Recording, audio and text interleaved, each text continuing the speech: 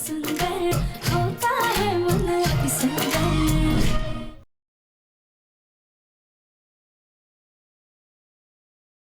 हम पहले माँ जी को खाना देकर आते, कहीं उनके पेट में सीटियां ना बजने लग जाए। मैं भी तुम्हारी हेल्प करता हूँ। Okay please.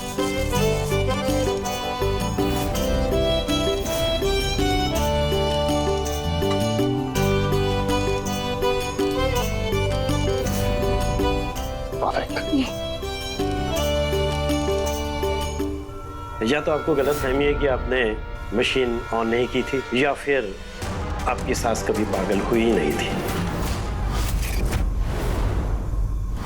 आज पता है माँ, सारा खाना आपकी पसंद का बना है और मैं आपको अपने हाथों से खाना खिलाऊंगा।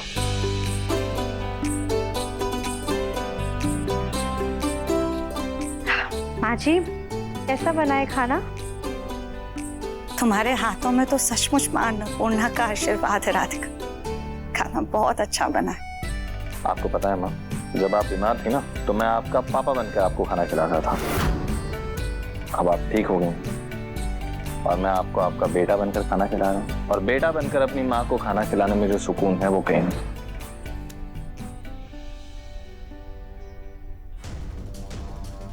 हमें डर था कि हमारा नाटक खत्म हो गया तो कहीं हमें घर से ना निकाल दें, लेकिन चलो हमारी नौटंकी का हमें ही फायदा हुआ है।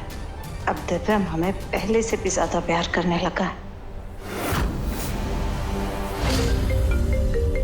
एक सेकंड माँ। हेलो मिश्रा जी। हाँ मैं जानता हूँ बहुत ही इंपॉर्टेंट मीटिंग है, लेकिन प्लीज आज का दिन आप संभाल लीजिए, वरना एक काम कीजिए, गौतम भैया है ना, उनसे बात कर लीजिए। जी प्लीज, थैंक यू। ना तूने हमारी देखभाल के चक्कर में अपना काम धाम सब छोड़ दिया है बेटा। लेकिन अब तो ठीक है ना, तो तू अपने काम पर ध्यान दे। लेकिन हाँ दिव्यम जी, हम है ना, हम माँ जी का ख्याल रख लेंगे। पक्का? पक्का। ठीक है माँ, तो फिर अपनी मीटिंग फिनिश करके आता हूँ और आप अपना खाना फिनिश कीजिए। बाय राधिका। बाय माँ।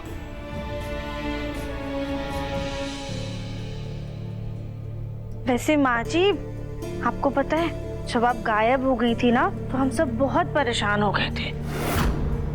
गोलू भैया, दिव्यम जी, पापा जी, हम सब ने आपको सारी जगह ढूंढा, मार्केट में ढूंढा, बस अड्डे पे ढूंढा, रेलवे स्टेशन तक देखा है, पर आप कहीं नजर ही नहीं आई हमें। आखिर आप बिना बताए कहाँ चली गई थी? क्या चाहिए इस राधिका को? क्यों पूछ रही है ये सब? जासूसी का नया तरीका है या वाकई में हमारी फिक्र? फिलहाल इसे कोई नई कहानी सुना देते हैं, फिर देखते हैं।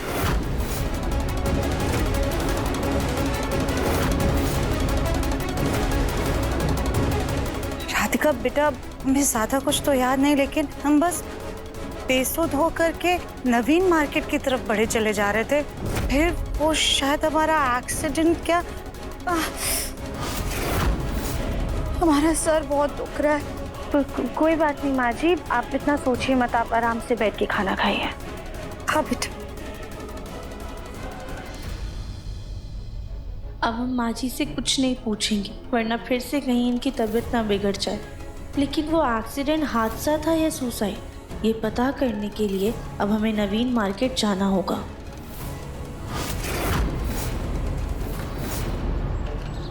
भैया, एक हफ्ते पहले इनका यहाँ पे एक्सीडेंट हुआ था, आपने वो हादसा देखा था क्या? नहीं मैडम, यहाँ तो कोई एक्सीडेंट ही नहीं हुआ। फिर किसी और को पता होगा शायद। देखिए मैडम, मैं सुबह 7 बजे से लेकर शाम को 7 बजे तक ठेला लगाता हूँ। पिछले हफ्ते तो क्या, पिछले महीने भी कोई एक्सीडेंट नहीं हुआ।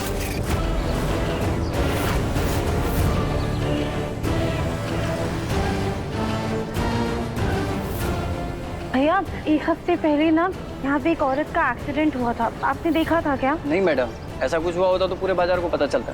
यहाँ तो कुछ हुआ ही नहीं ऐसा एक्सीडेंट। Thank you. ऐसा कैसे हो सकता है? माँ जी का इतना भयंकर एक्सीडेंट हुआ था कि उनकी जान जाते जाते बची, फिर भी पूरे मार्केट में किसी को कुछ नहीं पता है। ऐसे कैसे?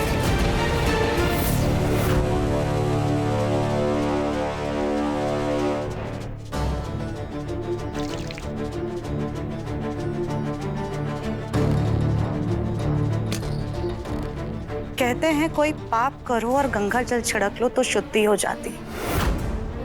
हमें तो ऐसा लग रहा है जैसे हमने उस गोलमुखी से प्यार से बात करके कोई बहुत बड़ा पाप कर दिया।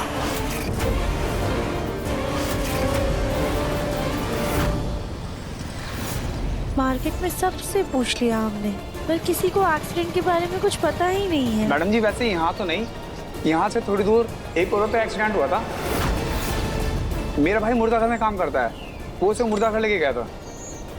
क्या क्या हम आपके भाई से मिल सकते हैं? हाँ लो आ गया।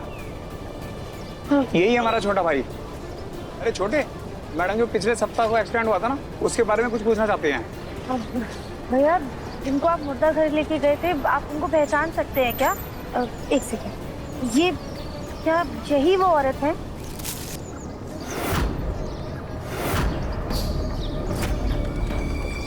ये वो नहीं है, वो कोई और थी।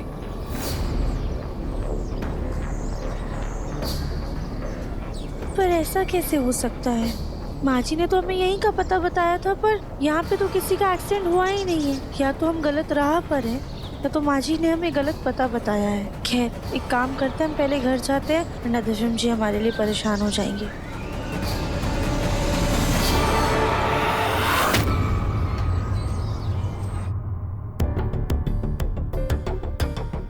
राधिका, तुमने मुझे मैसेज किया कि तुम 2 घंटे बाद आओगी, लेकिन बताया नहीं कि तुम गई कहाँ पे थी।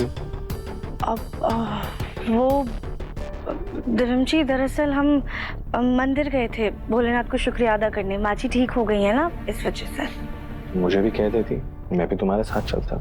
चलो कोई बात नहीं, खाना लग चुका है, चलो खाना खा लेते हैं। आप चलिए, हम आते हैं। अच्छा ठीक है, चलिए। मंदिर तो गए थे दिव्यम जी, पर कहीं और भी गए थे। माफ कीजिएगा, हमने आपको आधा सच ही बताया।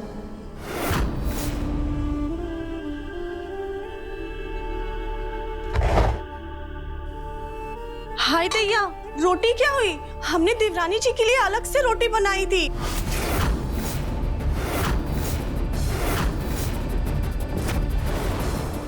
सॉरी कली, एक्स्ट्रा रोटी बच जाएंगी इसलिए मैं खा गया। सॉरी राधिका।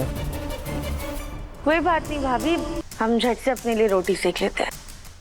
राधिका,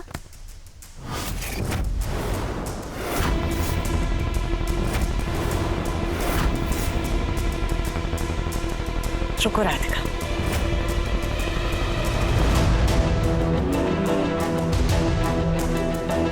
तुम हमारे लिए इतना करती हो, अभी भी देखो ना बाहर से कैसे थकी हारी चली आ रही हो। आज हम अपनी बहू के लिए अपने हाथों से गर्मा गर्म रोटियां बनाएंगे। तुम बस यहीं पर बैठो, हम अभी तुम्हारे लिए रोटियां बना कर लाते हैं। माँ जी, पर आपकी तबीयत नहीं ठीक है? नहीं नहीं राधिका बेटा, हम बिल्कुल ठीक है। तुम बस बैठो, हम अभी आते हैं। हाँ? राधिका, अगर माँ की इतनी इच्छा है तो करने दो ना।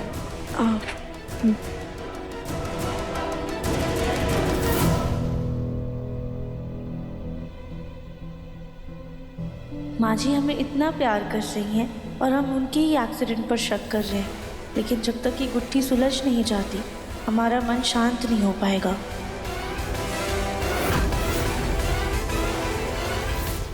पता नहीं घर वालों का विश्वास जीतने के लिए हमें और कितने पापड़ या यूं कहें कि पराठे बेलने पड़ेंगे।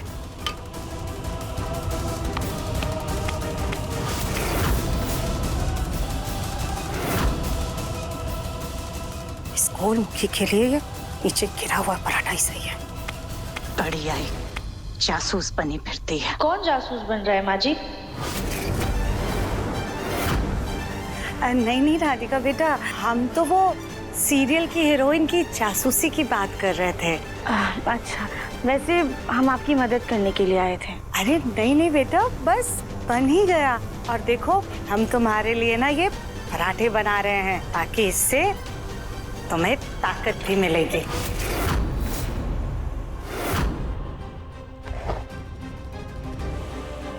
रुको रुको 1 मिनट, ये लो, इसमें थोड़ा सा ये मक्खन लगा लो।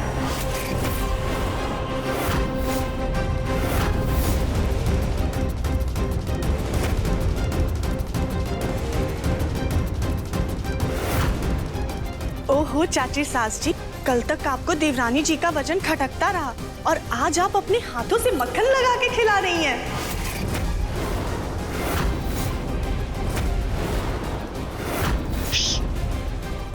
अभी तक हम सिर्फ राधिका को उसके शरीर से ही आंकते हैं, लेकिन अब हम इसके अति सुंदर मन को भी जानते हैं।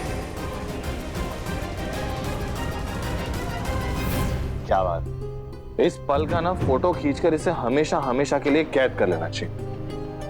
रुको एक सेकंड, होल्ड इट।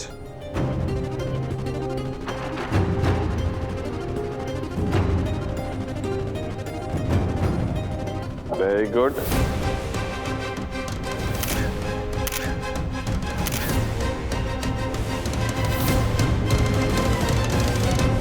हे भगवान, ये नाटक हम जिंदगी भर कैसे करेंगे?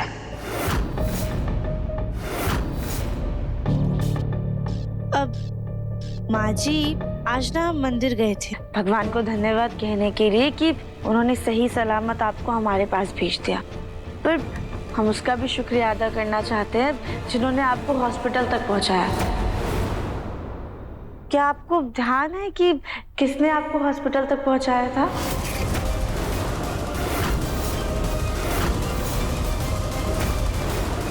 राधिका, पुलिस वाला सीरियल तो हम देख रहे हैं, लेकिन पुलिस जैसी जासूसी भरी जांच पड़ताल तो तुम कर रही हो। नहीं माँ जी, ऐसी कोई बात नहीं है। हम सच में उस इंसान का शुक्रिया अदा करना चाहते थे जिसकी वजह से आज आप हमारे साथ हैं, बस इसीलिए पूछ रहे थे। राधिका सही कह रही है माँ। आपको याद होगा ना कि कौन था वो इंसान, तो हम लोग उसको थैंक यू कह सकते हैं। मुन्ना, हमें कुछ अच्छे से याद नहीं है, बस धुंधला धुंधला सब। हमें तो अपना एक्सीडेंट भी ठीक से याद नहीं है। होगा वहीं कहीं आसपास का कोई चाय वाला या सब्जी वाला। पर वहाँ बाजार में तो किसी ने भी माँ जी को पहचाना ही नहीं। हमें तो ये भी याद नहीं कि कौन हमें हॉस्पिटल लेके गया था या फिर हॉस्पिटल के बाद मुर्दा घर लेकर गया होगा। हमें कुछ भी याद नहीं है मुन्ना।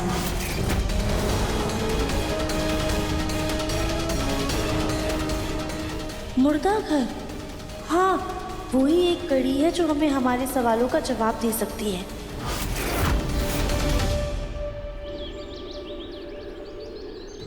भैया, ये हमारी माँ जी हैं। एक हफ्ते पहले इन्हें यहाँ पे लाया गया था। आप बता सकते हैं क्या कि कौन से हॉस्पिटल ने या फिर किस डॉक्टर ने इन्हें मृत घोषित किया था? मैडम जी, मैं तो नया नया आया हूँ, मुझे तो कुछ भी नहीं पता। पर हाँ, मेरे साथ जो काम करते हैं ना, आप उनसे पूछ लीजिए ना। ये देखिए आगे। क्या पूछना है? अभी अभी एक एक्सीडेंटल केस आया हुआ है, आप लोग बॉडी की पहचान कर लीजिए। आप तो वही है ना जो हमारी माँ जी को लेकर आए थे? अरे क्या मैडम जी, यहाँ पे तो बहुत सारी लाशें आती रहती है। ये देखिए, ये हमारी माँ जी हैं।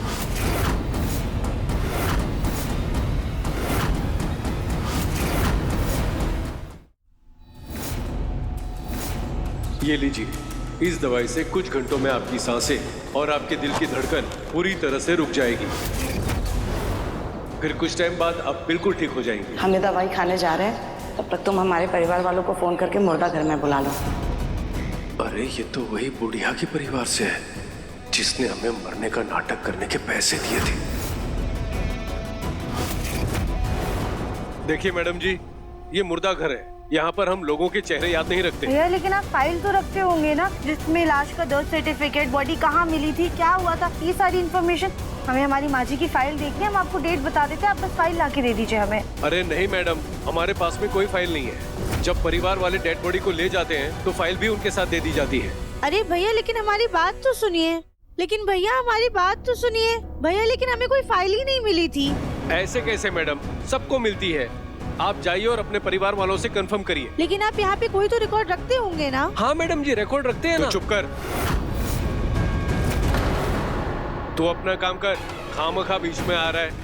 देखिए भैया, हमें उस दिन के रिकॉर्ड्स देखने, आप बस एक बार हमें फाइल दिखा दीजिए ना। अगर आपने मुझे ज्यादा परेशान किया ना तो मैं सिक्योरिटी को बुला लूंगा।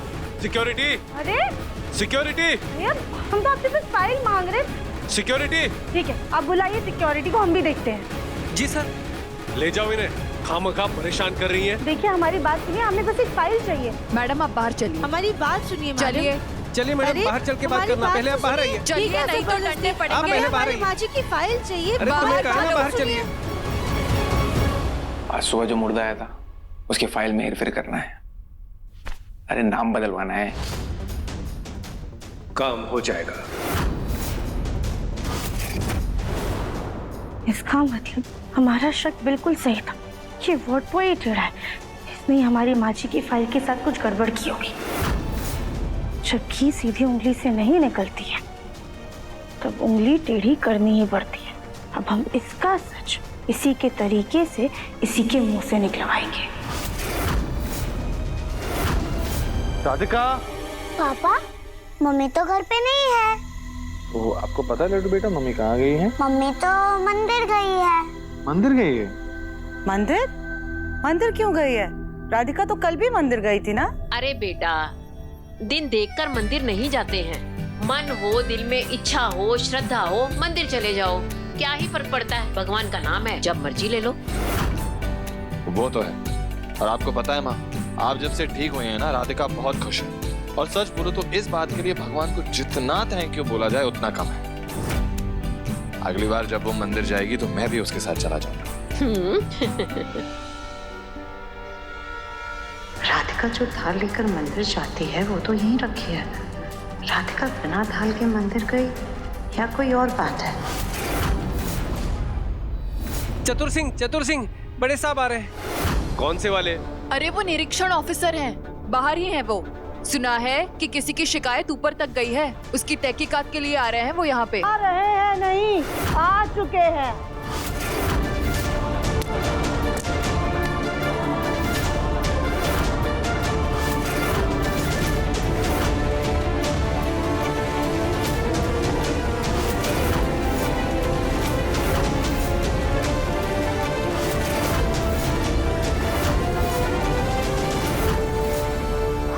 Inspection officer Jaspreet Singh. सब लोग लाइन में खड़े हो जाओ, आज सब की पूछताछ होगी। ओ चंगू मंगू, इधर आओ, खड़े हो जाओ।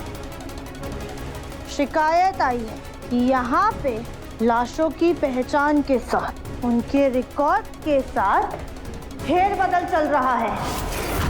डेड बॉडी देने के लिए पैसे मांगे जाते हैं, उनके नाम बदले जाते हैं। जिंदा को मुर्दा और मुर्दा को जिंदा बताया जाता है। इस धांधलेबाजी की शिकायत बहुत ऊपर तक पहुंची है। बताओ। नहीं साहब, आपको कुछ गलतफहमी हुई है। क्या गलत फहमी है और क्या सच, ये तुम हमें मत बताओ। तुम सब लोग सच बताओ, वरना नौकरी से हाथ धो बैठोगे।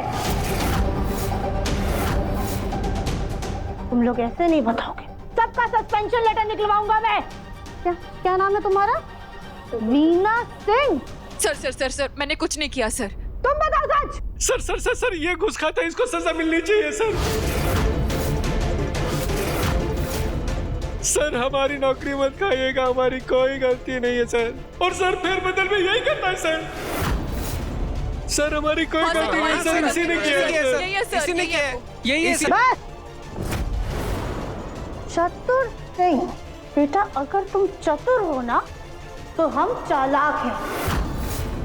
तुम सिर्फ अपनी नौकरी से ही हाथ नहीं धोगे, बल्कि जेल भी जाओगे। क्योंकि जिस औरत ने तुम्हारी शिकायत की है ना, उसने हमें बताया है कि उसकी माँ जी जिंदा थी। इसका मतलब तुम उसे मुर्दा घोषित करके उसके शरीर के अंग बेचना चाहते थे। नहीं साहब, आपको कुछ तो गलतफहमी हुई है। मैं कोई अंग नहीं बेचता। तो उस पेशेंट का डेथ सर्टिफिकेट दिखाओ। नाम है सुजाता बंसल। जब वो मरी ही नहीं तो कैसा डेथ सर्टिफिकेट सर? मतलब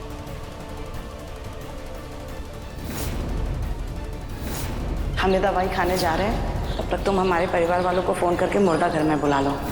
जब वो मरी ही नहीं तो उनकी फाइल कहां से बनेगी सर?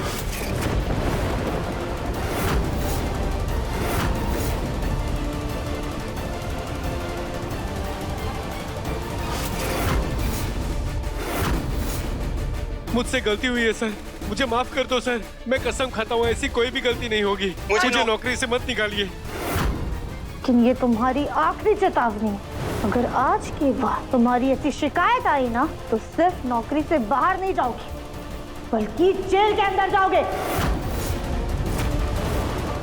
समझे? जी जी जी जी जी सर। बार छोड़ दिया हमने तुमको। Thank you so much sir.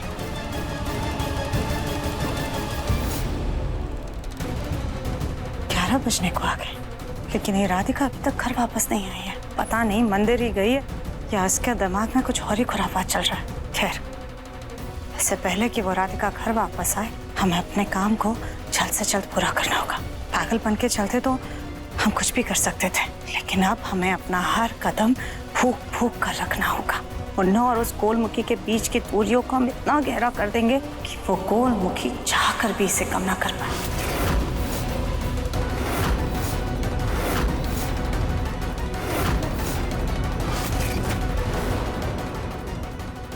Hello Rajni, तुम आज काम पर मत आना।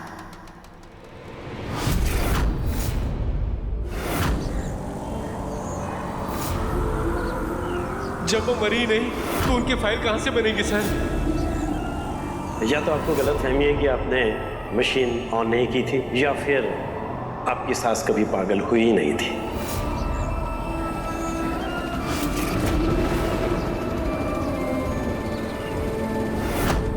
देख के चलना नहीं आता या फिर साइज इतना बड़ा हो गया है कि सामने वाला दिखाई नहीं देता। हमने घर की सुख शांति के लिए मन्नत मांगी है, लेकिन कल हमें ये चोट लग गई जिसके चलते हमें हमारी तबीयत ठीक नहीं लग रही है। तो क्या तुम हमारी जगह अंदर जाकर पूजा कर लोगे? इस औरत ने अपनी बहू को गायब करने के लिए ये कड़ा चुराया था, लेकिन जब से हमारे घर में आई हो सिर्फ और सिर्फ कलेश करवाया है तुमने। इससे तो अच्छा होता कि जब वो कमरा गिरा था तो उस मलबे के नीचे दब करके ये मर जाए। इसकी सांसें तो चल रही है। क्या करने मैडम, ये तो जिंदा है। जितना बोला है बस उतना करो। इसकी बॉडी को ऐसे जगह ठिकाने लगाओ कि किसी के भी हाथ ना लगे।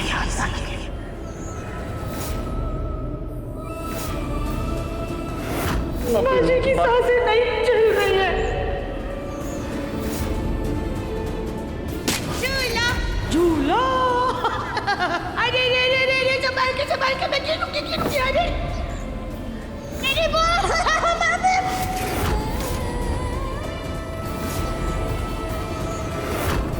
धरती का बोझ, ना रंग रूप की ना पढ़ी लिखी कुछ भी नहीं। अरे तेरे पैरों की धूल भी उसके आगे सोने के बराबर। अरे उससे तो हमें अपनी बहू कहते हुए भी शर्म आती है।